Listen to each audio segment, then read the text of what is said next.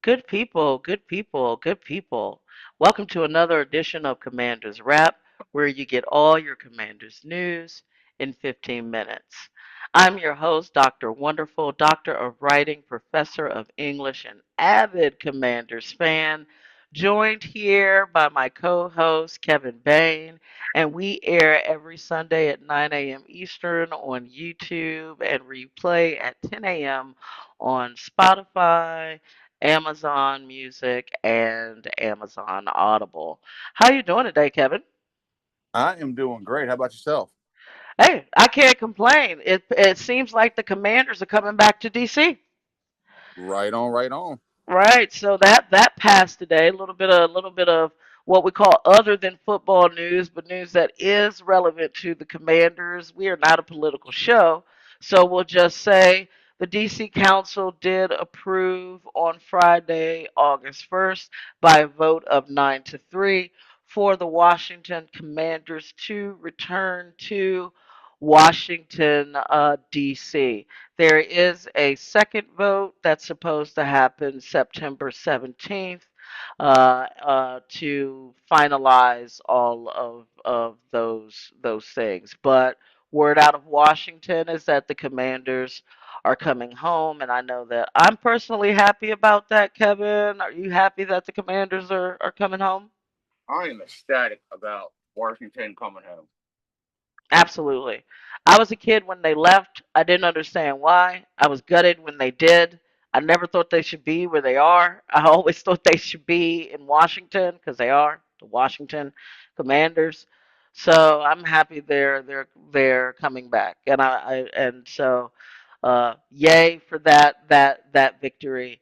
However, Kevin, in some other news that happened before the vote, right?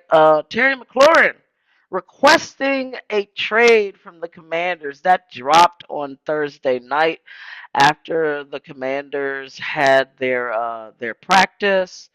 My view, and this is my view, Kevin, just objectively, is it should not have gotten here. I understand that this is the business. This is what all reports are saying. I understand that this is the next step, but that doesn't mean that I am happy that we are here at this moment. What would you like to say about it, and what's your assessment of the situation? Yeah, I 100% agree with you. It's a mess. It should have never gotten to this point. Um, you know, I was like, there's no way. This entire time, I was like, there's no way a deal doesn't happen. I'm thinking in my head sometimes these things they take a bit longer than expected, but I'm not worried. But I guess I could definitely be wrong. Again, I didn't think it would get to this point to where Terry would have requested a trade.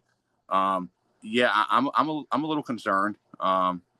Sometimes players in their ages will request a trade as a tactic to just put more pressure on the team to get the deal done. And other times they're just at a complete stalemate, and the player feels like they're being disrespected and doesn't see any other way around it, and really does want to leave. I don't know. I'm just mind boggled by the whole situation. I will say I think it's obvious we are in a win now mode, and it's hard for me to see that without Terry being here. So I really hope the next big headline is Washington and Terry finalize a deal, and it's not going to be he's been traded to whoever. But yeah, we'll see how it plays out. Certainly. And of course, we've seen trades that have already been requested this year, and those players have gone on to re-sign with their teams. Uh, we cannot speculate about what the holdup is. I mean, we can speculate. There are speculative numbers out there that are telling you where the team and where Terry are deadlocked at. What I will say is this: to me, Washington has always felt like the place for Terry, and the place where Terry can be his best self, and things of that nature. But it always takes two, and everybody's got to want one another, and you must always know your own value. Yes. But we must always also live in reality. As I say, I'm a college professor. I really, really, really want Terry McLaurin money because I'm a teacher. I think it's valuable. But I have to live in a reality where that's just not going to happen.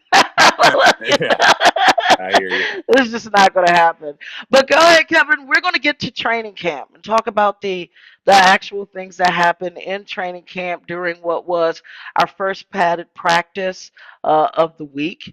And while there had been some early fears last week of Jaden Daniels throwing some early interceptions by the end of the second padded practice, those fears largely assuaged. He hooked up multiple times with Debo Samuel Jr., Zach Ertz, Ben Sinnott, and Jalen Lane. And speaking for the rookies, we're certainly starting to see some training camp standouts there with Bill Merritt. Uh, Obviously, we've already mentioned Trey Amos, but even Kane Madrano is starting to show and pop. So, what's caught your eye specifically during this first week of padded practices, Kevin? Yeah, I'll start off with the rookie running back in Krosky Merritt. I know last week I mentioned some of the players and positions that I'd be paying a little bit more closer attention to, and because it's possible a couple of these guys could be playing to have a job, since as it sits right now, we currently have five. But yeah, Krosky Merritt, he worked with the starting offense on Thursday, as the offense emphasized their run game for several 11-on-11 periods. While it's not unusual for players from the second and third groups to get some time with the starting offense, some of Krosky Merritt's best reps on the day came during that portion of practice. Uh, he broke loose for a big run down the left sideline and showed impressive vision as he cut through defenders on a run up the middle. And what really got me excited is the fact that he's not afraid of contact. On one run earlier in the week, he met Tyler Owens in the second level of the defense and delivered a good hit to the veteran safety. Owens did respond with the same intensity, but Krosky Merritt shrugged off the hit and kept running for more yardage. Neither player hit the other with full intensity, but it showed Krosky Merritt won't shy away from being physical, and I just absolutely love that. Plays like that, the team definitely feeds off of it. It definitely sets a tone. And I'll be honest, I didn't know much about Krosky Merritt when we drafted him. And while I personally love to root for those late round picks, I was optimistic because of how many backs we currently have. But I also realized that both B. Rob and Eckler are in contract years, and makes complete sense if Peters and our scout saw something in Krosky Merritt. um, Also, our run game coordinator and running backs coach Anthony Lynn, he's spoken highly of him. At these point, these other backs better be bringing it. More specifically, McNichols and Rodriguez, because Krosky Merritt's name is consistently being brought up, and there's no doubt the hunger is there with him. And then I'd also say we brought his name up last week as well, and continuing to play great, and that's Jalen Lane. Uh, it's been reported his primary responsibility will be as a punt returner. He has definitely showed he can handle a bigger role in this offense, though. One of Lane's best moments came during Friday's practice when he got behind the defensive coverage for what would have been a touchdown in a game scenario. He also had the catch of training camp so far during a red zone situational drill. Daniels heaved a pass to Lane in the back corner of the end zone in double coverage, and the rookie somehow came down with the catch. I will note that there was some debate about whether or not Lane kept both feet in bounds, but it was still a great moment for him. And yeah, I'm really looking forward to seeing him play and being not only an asset on special teams, but the offense as well. Yeah, and I'm actually glad you mentioned special teams there, Kevin, because there have been reports that fielding kickoffs have been Debo Samuel and Austin Eckler. And while this is just experimental, we don't know if this is something that could translate over. I'm for it. I am all for that. I think that would be an absolutely deadly combination at kick returner. And if Jalen Lane, hey, get us some punt return yards, right? Yes. Remember, we lost OZ last year, and OZ was top 5 in punt return yards. Okay, so he was actually big for us there. So that was a significant loss for a number of reasons. So I'm kind of really excited to see how they're going to experiment there. Really excited with what's coming up next week. A couple of notes: there were some injuries, or what looked like injuries, Friday with Debo Samuel reported a little jammed finger that he got while trying to catch a pass from Jaden Daniels on a slant. Brandon Coleman, left guard, did limp off and go into the medical tent.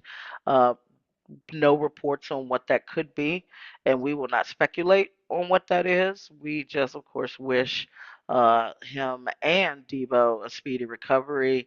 Reports are that Dan Quinn will give some updates on Monday since the team is headed out to Patriots for our first joint practice.